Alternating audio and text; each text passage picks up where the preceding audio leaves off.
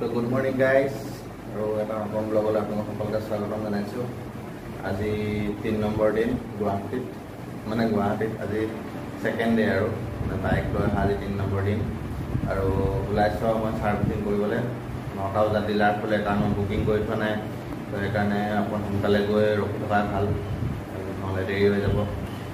দেৰি মানে কমেও 12টা বাজিবই, যি হ'লেও যি নহয়। তো 12টা বজাত যদি ইয়াৰ পৰা ওলাওঁ, ঘৰ পাওঁতে চাগে সেই 12টা 11টা 12টা বাজিব আৰু ৰাতি। ৰাস্তা বেয়া, মাজত আধালৈকেতো ভাল, বাকীখিনি বাৰু শিৱসাগৰৰ পৰা চাগে গোটেইখিনি বেয়া নেকি সম্ভৱ। তো বহুত দিন মই এইফালে অহাও নাই। তো বলক ছাৰ্ভিচিংটো কৰাই লওঁ আপোনালোকক। ইয়াতে থৈ দিয়া আছে বাইকখন, এইখন। তো এইফালে ওলাব লাগিব, এইফালেদি। এয়া ছাৰ্ভিচিঙৰ কাৰণে বাইক ৰেম্পত উঠোৱা হৈছে। এয়া মবিল ফিল্টাৰ খোলা হৈছে, কাৰণ গোটেই ইঞ্জিন অইল চেঞ্জ কৰিব লাগিব।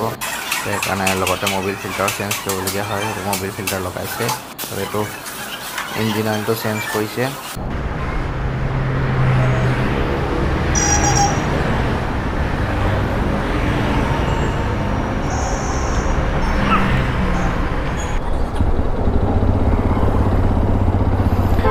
ফাইনেলি গাইজ ওলাইছোঁ ঘৰলৈ। 12টা 18 হৈ গ'ল। তো ছাৰ্ভিচিং কৰি আহোঁতে মানে 12টা বাজিলে। তো মই ৰাতিপুৱা যোৱাৰ আগতে মানে বহুত মানুহ গৈ ৰখিয়ে আছে আগতীয়াকৈ। তো সেইকাৰণে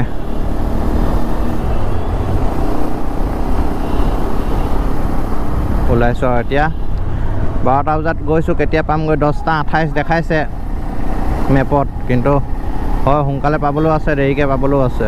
আৰু এফালে মোবাইলৰ চাৰ্জ নাই মোৰ। এইখন অভাৰব্ৰিজখন বনাই থকা হৈছে, কি নাম নাজানো, ক'লৈ যায় নাজানো, খালি আৰু একদম বৰ বেলেগ ডিজাইনত বনাইছে। কেমেৰাত কিমান ওলাইছে ঠিকনা নাই, খালি হ'লে গৈ ভাল লাগিব আৰু। মানে গোটেই চিধা ৰাস্তা হ'ব ন, এইডোখৰ স্পীড ব্ৰেকাৰ আছে, যদি একো নিদিয়ে, স্পীড লিমিট নলগাই, মানে এইটো গৈয়ে ভাল লাগিব এইখনত।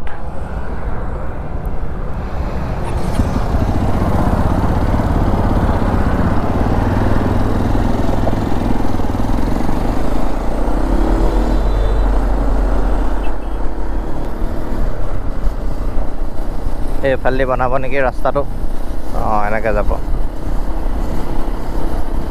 এইফালে এখন এনেকৈ যাব, সেইফালৰ পৰা সেইখন সেনেকৈ।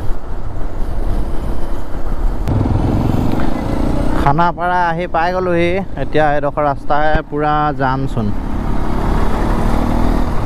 এফালে একদম চোকা টিকা ফটা ৰোড। ৰাতিপুৱাৰ পৰা একো খোৱাও নাই, 1টা বাজিব হ'ল। সেয়াৰ পৰা সোনকালে ওলাই লওঁ বুলি ভাবিছোঁহে, এই ৰোড।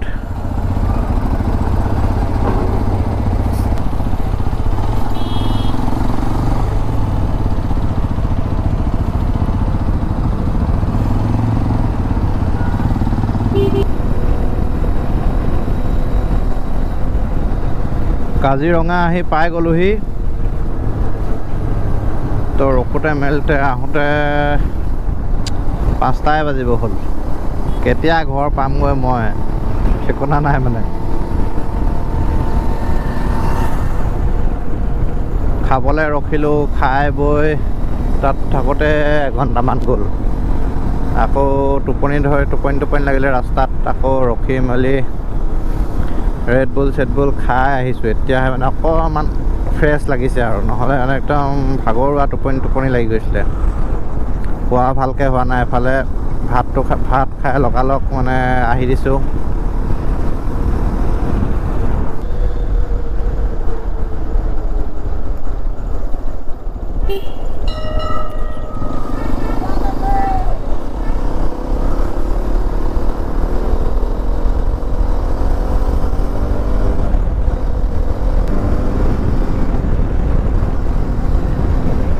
স্পীড লিমিট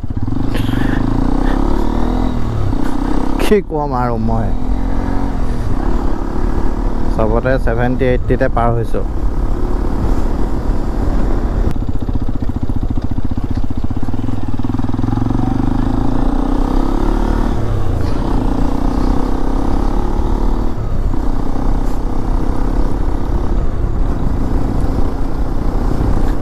পুলিচজনীয়ে মাতিছে মোক। এইডোখৰতে কাজিৰঙা জাষ্ট পাৰ হৈছোঁ, 6টা বাজিলে। একদম মানে নচলা লাগি গৈছে, একদম ভাগৰ লাগিছে, কঁকাল বিষ। টোটেল বাইক 1192 হৈ গ'ল কিলোমিটাৰ। এতিয়া আকৌ লাহে লাহে গৈ থাকোঁ আৰু 5 ঘণ্টা 35 মিনিট দেখাই আছে, 229 কিলোমিটাৰ বাকী।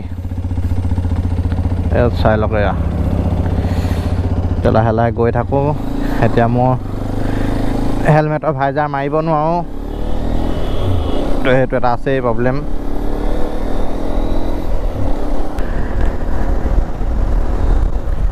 ফাইনেলি গাইজ বগীবিল বাইপাছ পালোহি আৰু 10:38 হ'ল।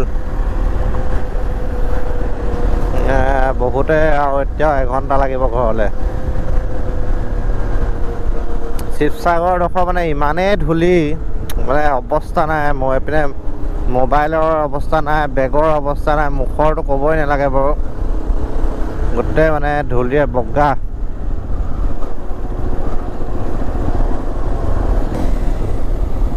ফাইনেলি আহি দুলীয়াজান সোমাই গ'লোঁ। 11:27 হৈছে। মানে লাহোৱালৰ পৰা টেঙাখাটলৈ মাত্ৰ 10 মিনিট লাগিছে।